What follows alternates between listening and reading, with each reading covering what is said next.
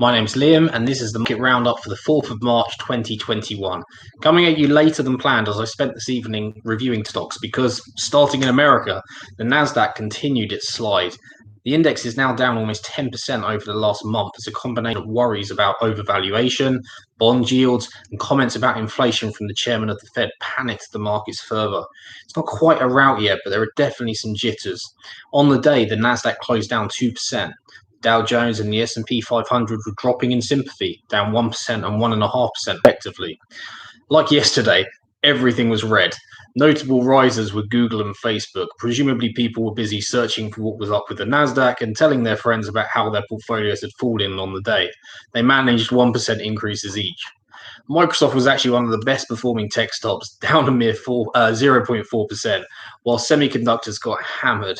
Broadcom was down 4%, whilst Qualcomm, Nvidia, and Intel were all down 3%. Another sector getting clobbered were credit services, PayPal dropping 6%, MasterCard 3%, Visa 2%. Healthcare, and I mean healthcare rather than pharma, was also a bright spot, with Anthem rising 2%. But actually, pharma was also feeling under the weather, notably my largest holding, Johnson & Johnson, which fell 2%. Back in the UK, I was pleased to see another of my top 5 holdings, Sage Group, the second best performer of the Ftse 100. This unsexy tech stock is criminally underrated in my opinion and really divides professional analysts. Just hitting its expectations will result in share price rises from a skeptical market, as happened in January. And as it transitions to a SaaS model, it's going to start throwing off cash. It announced that today by promising a £300 million share buyback, which isn't bad at all for a company with a market cap of $6 billion, following confidence in their financial position. I also don't feel the market has yet fully appreciated that Sage will benefit from investment incentives announced in the latest budget, as companies consider upgrades to systems that historically are the least exciting to sign off on. Back off my soapbox, the shares rose 3%. The rest of the FTSE was quite split. Some safer utilities, such as the undervalued National Grid, were up 2.5%.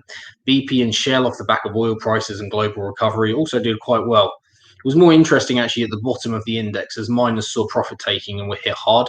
Rio Tinto was down a chunky 9% as it moved ex-dividend.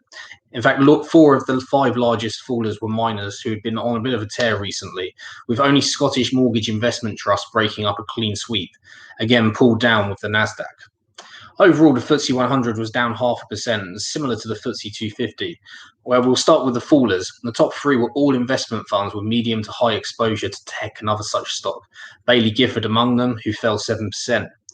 On the happier side of the index was temporary power company Aggreko, up 8%, after it was announced that they had been approached for a private equity takeover.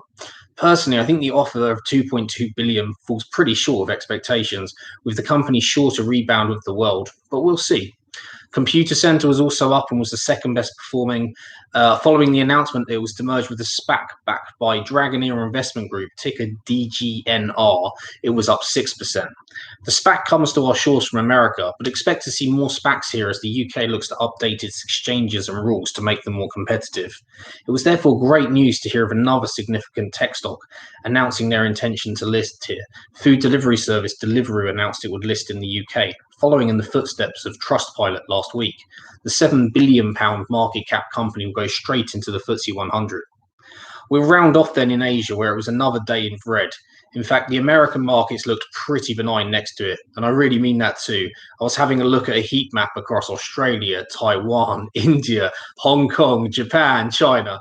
I could count the companies in the green on my fingers. PetroChina led the way, up 2%, closely followed by Dr. Reddy's of India, up 1.5%. You know the markets are underwhelming when you have to scour the Indian exchange. Evidently, it's called the Sensex, and don't try and pretend you knew that. Bitcoin also joined the fun of a gloomy market day, falling 7% at the time of writing to 46.5k. Well, that's everything from me. Thanks for watching, and good luck with your investing.